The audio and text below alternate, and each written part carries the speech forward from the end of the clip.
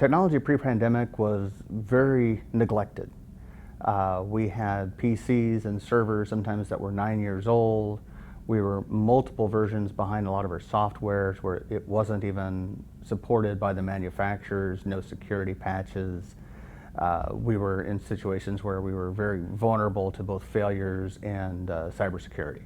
When we saw the train was coming down the tracks at us, we took a look at the IT budget because there was no federal funding or anything available at that point in time.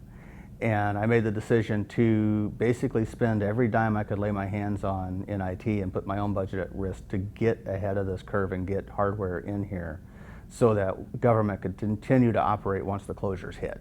Only about 20% of our population of users had the ability to be portable, to be able to take their jobs with them on a laptop.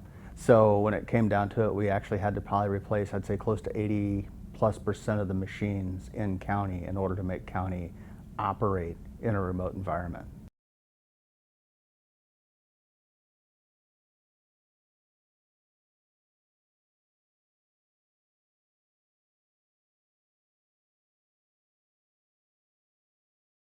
The other thing is connectivity.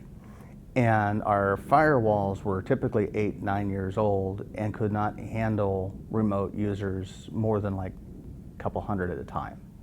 And that was not going to be anywhere near sufficient.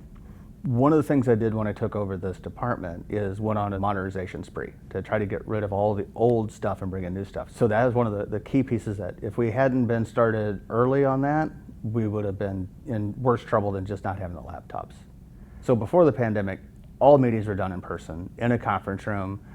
If you had anybody remote, it was over a speakerphone. Even that was limited because we couldn't have more than 6 people on a speakerphone, including the conference room itself. So everything was really done in person back then. And when the pandemic hit, all that went out the window. IT had actually bought WebEx licenses, WebEx Teams, the year prior for our own use. And so when the pandemic hit, all we really had to do was just crank up that license count. We didn't have to go through and get a new contract or set up anything. We just expanded on what we already had and deployed it around county, along with some instructions. And so it was almost overnight, we just became a virtual shop.